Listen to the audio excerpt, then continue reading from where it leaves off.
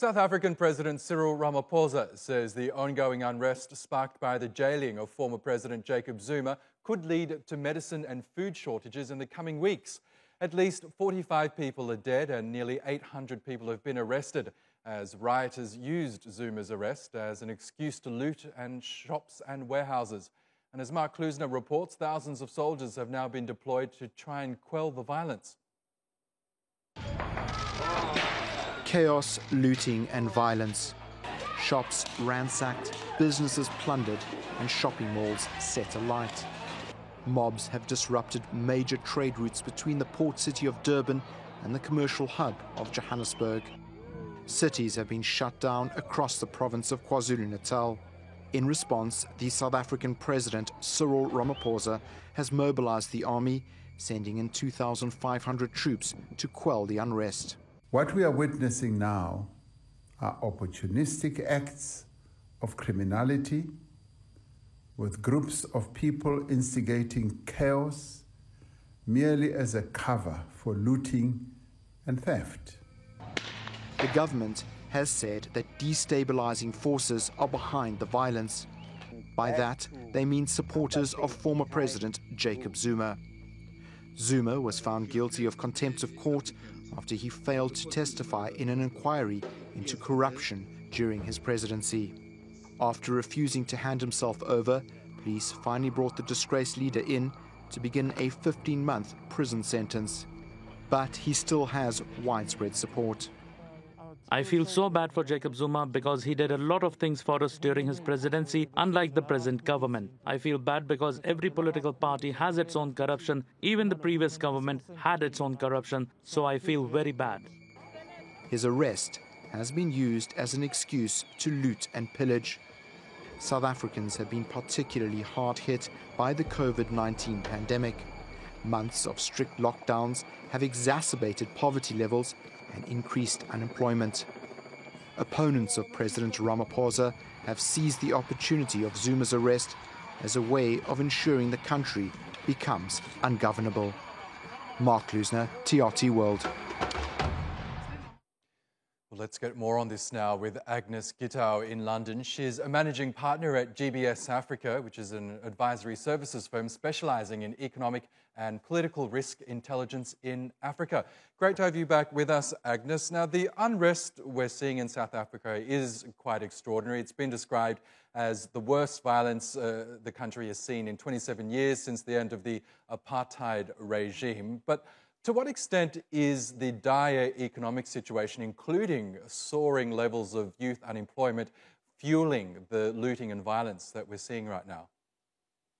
Thank you very much, Oscar. What seems really shameful for one of the most stable African countries to see violence and such chaos and unrest it's a pity, but also very shameful that all the years and hard work the country has put in is all almost going to waste. You're absolutely right. The COVID-19 impact has been really tough for the country. About 1.7 million people are out of work. The economy contracted by 7% last year. So it's in a dire state. So some of this violence we're seeing, to an extent, is because of the economic difficulties the country is facing, with a lot of people out of work, lawlessness, and which has been partly contributed to wasted years under Jacob Zuma's leadership, 9 years that were full with corruption and graft, but also exacerbated by COVID-19 crisis. Now, South Africa's spy agency is now investigating whether former agents loyal to Jacob Zuma are orchestrating the unrest. Do you think that's a possibility? It will be, obviously, there are people who are very loyal to Jacob Zuma. Remember, he's using gesture politics, calling this linking this to apartheid and saying this is obviously people who are against, the wishes of majority of South Africans. So he's politicizing and forgetting that Jacob Zuma was given every opportunity to present himself to the Zondo Commission, which which he established back in 2015, but he failed. And not forgetting that there are numerous corruption cases that have been filed against former President Jacob Zuma, but suddenly politicizing this, we're going to see a lot of political dynamics coming out of South Africa, people who are unhappy with Cyril Ramaphosa using that opportunity to support the former president. Yes, and as you say, Jacob Zuma's refusal to cooperate with the anti-corruption investigation that's led to his arrest and jailing really has sparked some of the violence that we're seeing right now. To what extent do you think is Zuma personally responsible for the unrest we're seeing, and should he now intervene and tell his supporters to stop? He should certainly intervene, Oscar. His responsibility is when he politicized his arrest. When he was working with the Gupta family, taking millions of South Africans' resources away from the country, he didn't share this with the poor South Africans we are seeing in the streets looting. To your question, to what extent is it linked to Jacob Zuma? Certainly, they are opportunists. Look, people were already living under really poor and dire conditions, economic conditions, as I stated. But so they took these opportunities of Jacob Zuma, call for people to support him, calling for Ubuntu. So those rallying calls have taken criminals and opportunists are taking advantage of the situation.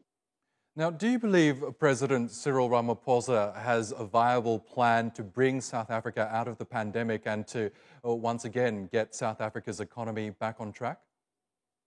Look, it is tough for everybody. Every economy in Sub-Saharan Africa, including economies in developed economies, are struggling. However, contributed to recovery in the global economy. South Africa was expected to grow at 3.5%. Look, he had already put out a structure of how to recover, to build the economy. These efforts, unfortunately, because of the riots we've seen, yesterday the rand tumbled, and the South African stocks also declined. So it is going to take a lot of time. A lot of hard work has been put to help South Africa out of this crisis. But the scenes we've seen since Zuma's arrest suddenly takes the country back decades, unfortunately. Okay, Agnes Gitau from GBS Africa. We'll have to leave it there, but it's always great to get your analysis. Thank you again.